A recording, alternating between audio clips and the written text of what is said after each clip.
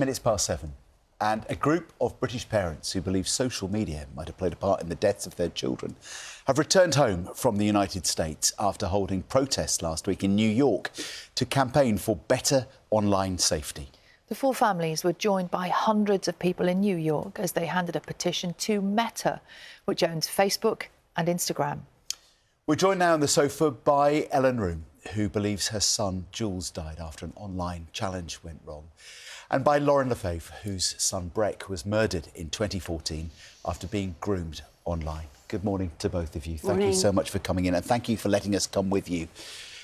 And following your journey last week, it was quite something, wasn't it? We talked about the protest. You met Harry and Meghan. You raised the profile. You met with American parents who are doing the same kind of campaign. Ellen, as you reflect on it, how are you feeling? What did you achieve?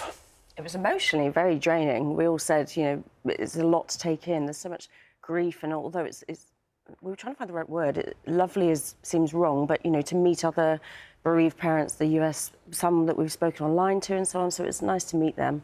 But it's really difficult. What is the word? Is it a nice... it was a lovely event that Harry and Meghan did, but also very emotional. Yeah. Do you feel you're being heard?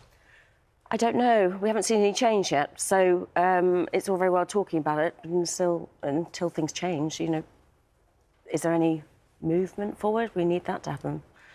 So I guess, Lauren, it's that situation, is it, where you feel like you're doing something, you're taking action, but the thing that you want isn't there yet, and what is it that you're asking for? Yes, I mean, the whole event and the whole time we spent there was very powerful and, as Ellen said, emotional. And, you know, it was almost a funereal-type march when we were heading towards the protest, because we could all feel that. But then we all felt so strongly. And I think what's really important is it shows that this is a global issue. And so working together with, you know, with all of those other parents, it's not something that just happens in one place or the other. All of our children around the world are facing these issues.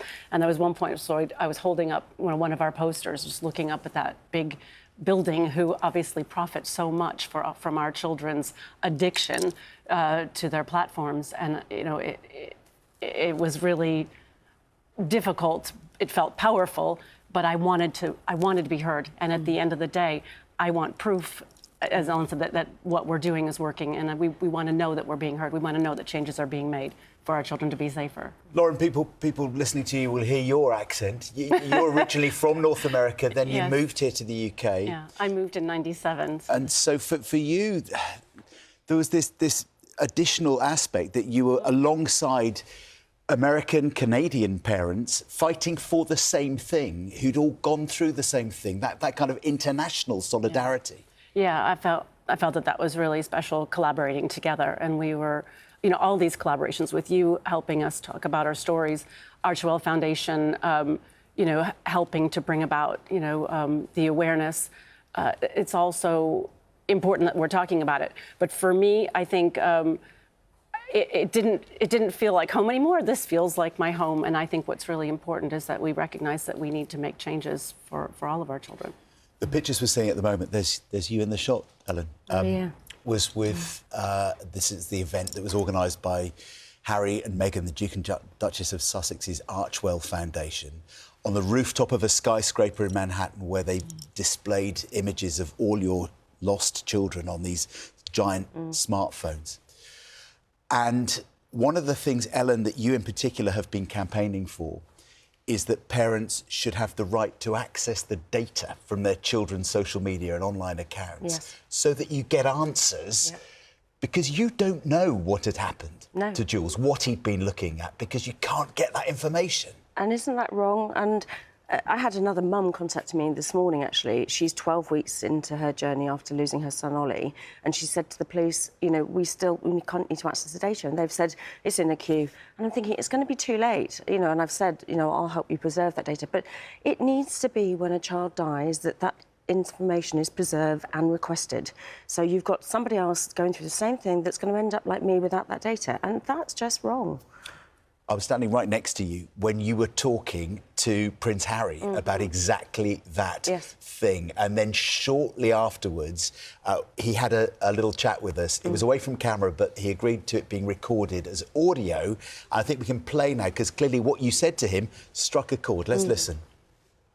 Some of these stories, they're crime scenes, like full-blown crime scenes, and yet these companies are getting away with it by saying we don't need to give you disclosure. For the UK families, some of the arguments that are being made around privacy. So you're telling a parent, you're telling a dad and a mum that they can't have the details of what their kid was up to on social media because of the privacy of their kid. The parents who have seen their kid from the time that they were a child, it's wrong. It's really wrong. What did his support, overt support, and it's unusual to hear somebody in his position going that far. What does that mean to you? Well, he seemed quite shocked, actually, when we were talking about it. He said he didn't have passports and said, it's not that, it's the data is removed after 90 days. So unless we access the data on the server, we don't get to see it. And to have, him say that he supports us and that is great. It felt amazing that they were both showing support, and it resonated because they're parents. And I think you could see that they really want these changes, not just for their children, but for other children as well. Watching these images and hearing you speak and looking at this event, do you look at this and think, what more do we have to do now? Yeah. Because I can't think of anything more high profile. You're here with us on BBC One this morning. What more do you have to do to get the answers that you're looking for? It's so infuriating. And I'm actually in Parliament on the 15th of May to discuss with the Home Office, Minister of Justice and Secretary of State about changing things, because this is wrong. This is our children. We've seen them, since they were born. It's our children. We should have the right to be able to see it. So that's a really big deal for you, that meeting with the Minister. You've already had a discussion in Parliament, a debate in Parliament. But so do you feel on that point, on the access to data point for parents, do you think that is something that you potentially Jules's law, as you call it, could become a reality? Oh, I hope. And It has to. It has to, because the police forces need to understand that as soon as a child has been harmed in this way, that there could be any social media element, they need to all understand that they need to preserve the data. And it shouldn't just be one force that does it better than the other. We need everyone to be sort of educated to get that information straight away. The thing that is really striking, having both of you here today, and every parent we were with last week from the UK had a different reason, a different story, a different case. That resonated with me, how many different versions of online harm there are between the drugs, and there's a huge fentanyl problem, and the bullying, as well as the sex exploitation. I think that really struck a chord. That's why the more we talk about these issues. And Jules, he died 3 years ago. Breck, you lost 11 years ago. And yet, 11 years on, we are still talking about the same issues. Exactly. And I think the thing is it's the design that these tech companies are using. And we need changes, that the protections and security and safety need to be put in up front and not put profits first. It's the design that needs to have the adaptions, and we need Ofcom to ensure that this happens, or they need to take responsibility with penalties or legal action. And of course, Ofcom have released a new code just in the last couple of days. We haven't got long, but your headline reaction to what they've announced? It's not strong enough and it's not quick enough, and they need to do more. If they're reducing harms, that's great, but we actually need to stop it. OK. Lauren, Ellen, thank you so much for coming in. Thank you for letting us come with you and share your journey last week. And we'll keep in touch, and we'll keep reporting your journey. Thank you so much. Thank you very much. Thanks.